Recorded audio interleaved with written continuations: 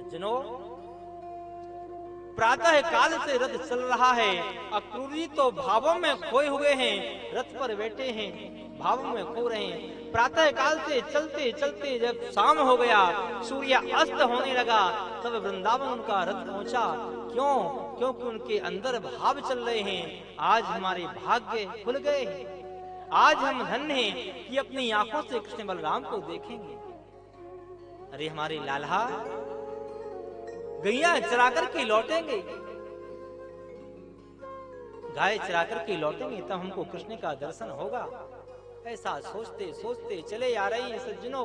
जैसे सूर्यास्त होने वाला है, गोधूली बेला लग गई है, उधर से अक्रूर जी का रथ वृंदावन में आ गया और इधर से हमारे कृष्ण बलराम गैया चरा करके लौट रहे थे, तो आकाश मंडल में धूल को दिखाई दी। धूल देखी अक्रूर जी ने। अक्रूर ने सोचा शायद कृष्ण बलराम गैया चरा करके लौट रहे हैं, ये जो धूली उड़ रही है इससे प्रतीत होता है कि कृष्ण बलराम गाय चरा करके लौट रहे हैं। जैसे समीप में आए, अक्रूर जी ने कृष्ण बलराम को देखा, गदगद हो गए। कृष्ण बलराम दोनों दौड़ करके गए, अक्रूर जी के चरणों में प्रणाम करने लगे। काका जी, आप कब पधारे? आप आ गए? हाँ लाला, हम आ गए। चलो काका जी घर चलते हैं, हमारे मैया हमारे बाबा तुमसे मिलेंगे। अक्रूर जी ने कहा, कन्हैया घर तो हम चलेंगे, अवश्य चलेंगे, लेकिन लाला एक बात हम तुमसे नहीं छुपाएंगे, तुमको तो हम बता ही देते हैं। लाला कल तुमको कंस ने बुलाया है, धनुष यज्ञ का बहाना करके तुमको मारना चाहता है, उसने बुलाया है। कन्हैया ने कहा, काका जी मैं अवश्य आपके साथ में चलूंगा, मैं आपको विश्वास दिलाता हूं, लेकिन इस बात को मेरी मैया को मत बताना।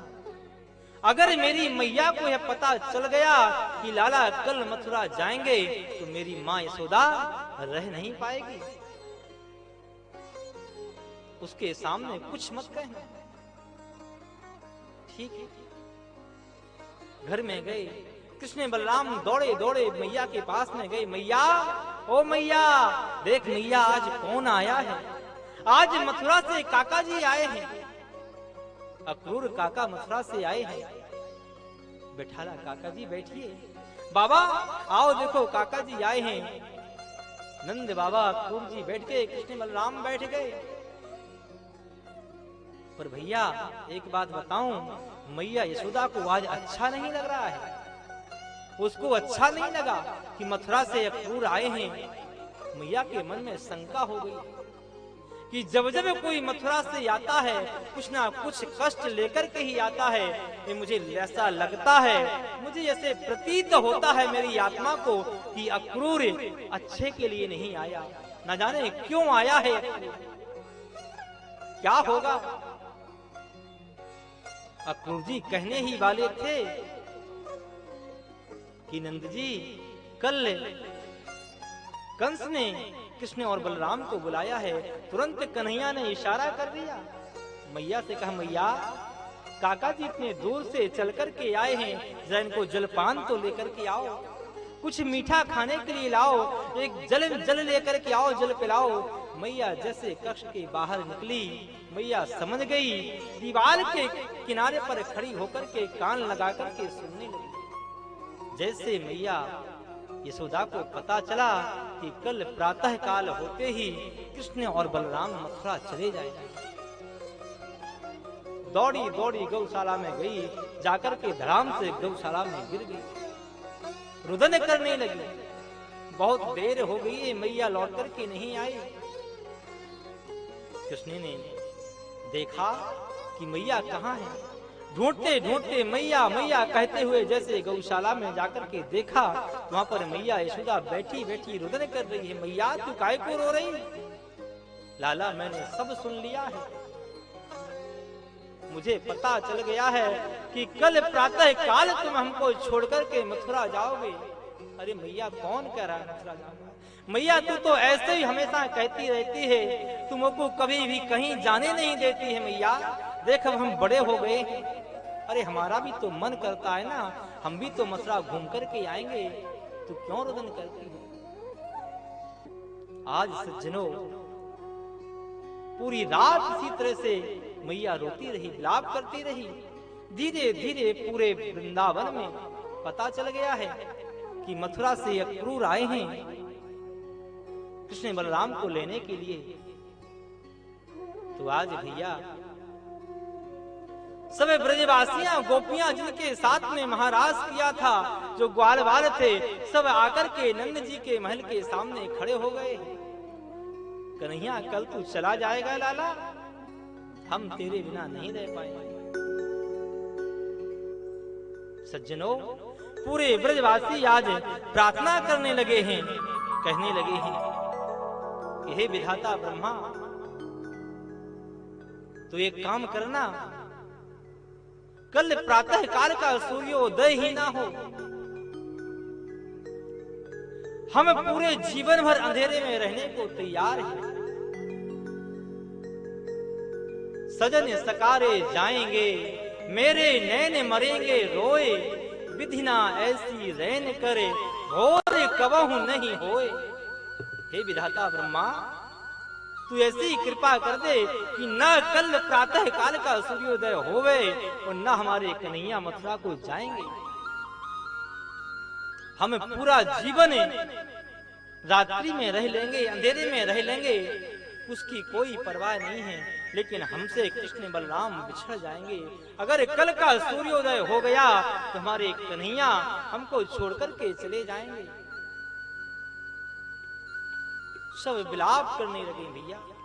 आज मैया यशोदा ने कन्हैया के ऊपर हाथ फेर रही है, लाला तू कभी याद मत करियो कि एक दही की मटकी फूटने के बदले में मैया यशोदा ने मुझको उखल से बांध दिया। इस बात को लाला कभी याद मत करना।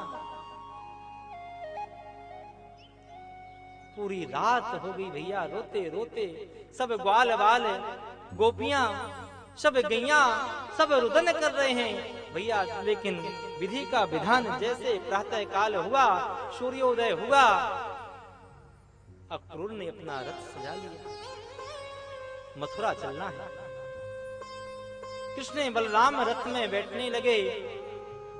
यशोदा दौड़ी दौड़ी आई, लाला तुम हमको छोड़कर के नहीं जा सकते हो। अरे महर, तुम अपने साथ, तुम लाला के साथ में जाओ नंद जी, हम कन्हैया को अकेला नहीं जाने देंगे। कन्हैया कहने लगी, मैया तू चिंता क्यों करती है, अब हम बड़े हो गए हैं, बस एक दो दिन की तो बात है मैया, आज मैं जाऊंगा, परसों लौट करके आ जाऊंगा। तो क्यों इतना रुदन कर रही है, क्यों रो रही है मैया, परसों लौट करके आ जाऊंगा। नंद जी ने अपना रथ तैयार किया। अक्रूर जी ने तो रथ में भैया कृष्ण बलराम को बिठाया। सब कन्हैया के जो सखाते ग्वालवाल सब नंद बाबा के रथ में बैठ गए। जैसे रथ को आगे बढ़ाया, गोपियां आईं और आकर के रथ के सामने लेट गईं। अरे कन्हैया, तुम हमको छोड़ करके नहीं जा सकते, हमारे जीते जी तुम मथुरा नहीं जा सकते हो। अगर तुमको जाना है तो हमारे ऊपर से रथ को चढ़ा दो और फिर चले जाओ। हमारे शरीर में जब तक प्राण है, हम मथुरा नहीं जाने देंगे। सज्जनों, आज ऐसा लगता है कि पूरे वृंदावन पर बहुत बड़ा संकट आकर के खड़ा हो गया है। सब ब्रजवासी रुदन करने लगे। कन्हैया हमको छोड़ करके, गौएं देख रही हैं श्याम सुंदर की ओर और रमा रही हैं, आंखों से आंसू बहा रही हैं। आज कन्हैया जा रहे हैं हमको छोड़ करके। जैसे सज्जनों रथ को आगे बढ़ाया, जैसे रथ थोड़ा सा आगे बढ़ा तो राधा रानी थी, कन्हैया ने रथ से कूद करके राधे जी के पास में आए। राधे, तुम तो जानती हो कि कि हमारी आगामी लीला कैसे पूरी होगी, हमको मथुरा जाना ही होगा। लो राधेजू, आज से मैं अपनी बंसी तुमको देता हूँ, आज से मैं सुर संधान नहीं करूंगा, अब बंसी नहीं बजाऊंगा। राधा रानी इस बंसी को संभाल करके रखना। जैसे रथ आगे बढ़ा, देखा मैया ने कि कन्हैया जा रहे हैं, दौड़ी दौड़ी रथ के पीछे भागने लगी है। अरे कोई रथ को रोको तो सही, अरे कोई रथ को क्यों नहीं रोकता है, रोको तो सही एक बार। हाथ में बेजर की रोटी है, उस पर माखन है, एक कपड़े में बांध दिया है और दौड़ रही है रथ के पीछे। अरे जरा रोको तो सही, रथ को रुकवाओ, मेरे लाला को भूख लगेगी। ये रोटी दे रही हूँ, माखन रोटी में भेज रही हूँ। दौड़ी दौड़ी रथ के पास गई, कन्हैया भी रथ से नीचे कूद पड़े, मैया से लिपट गई। मैया, तेरी जैसी मैया मिलना बड़ा मुश्किल है माँ, तेरे जैसी माँ मिल नहीं सकती है।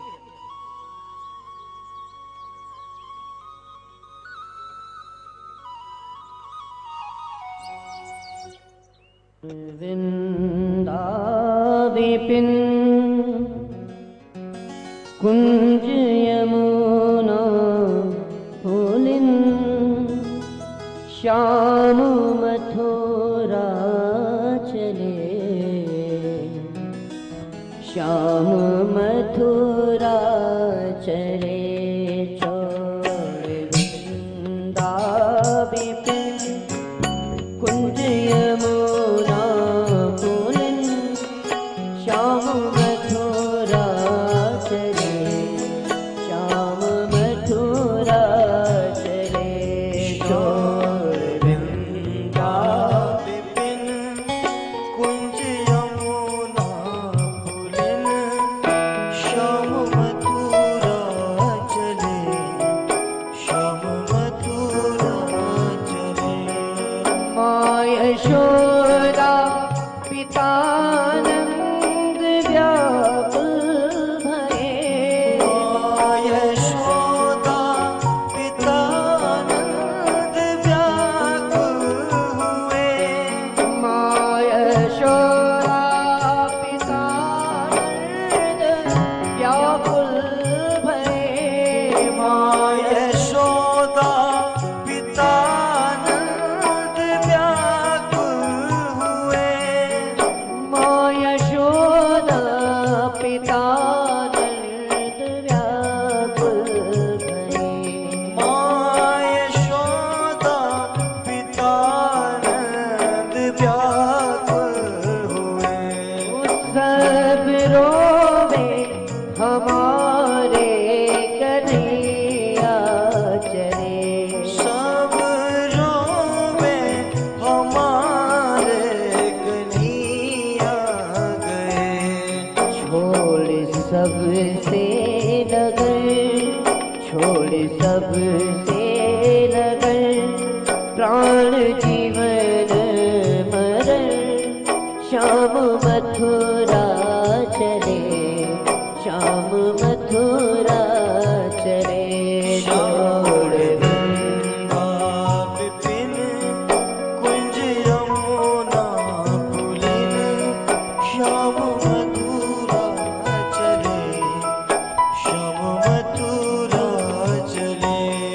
क्रूर अक्रूर ब्रज चंद्र को ले गयो, क्रूर अक्रूर ब्रज को ले गयो, क्रूर अक्रूर ब्रज चंद्र को ले चलो, क्रूर अक्रूर ब्रज चंद्र को ले गयो।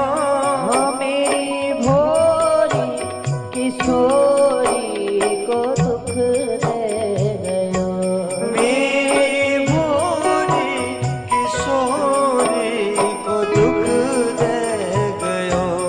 अब करो का यतन, अब करो का यतन, जो मिले नंद नंदन, श्याम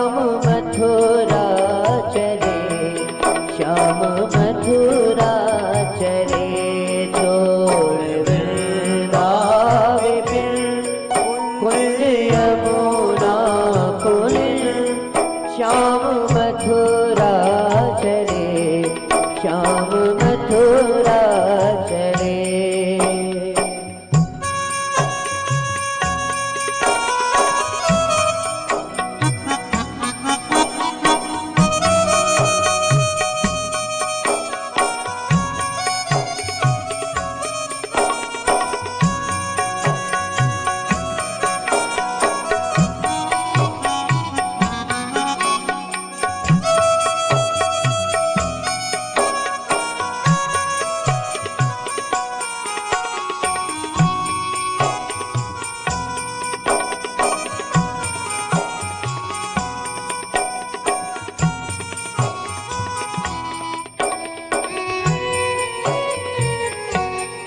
आए मोहन बिना कैन कैसे परे।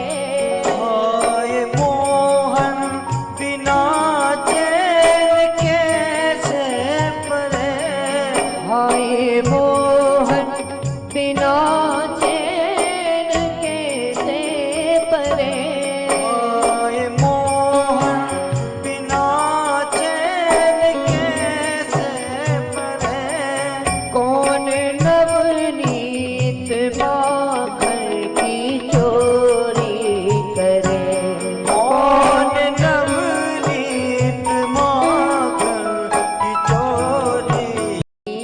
रुदन गैया करती रुदन धूल छाई गगन।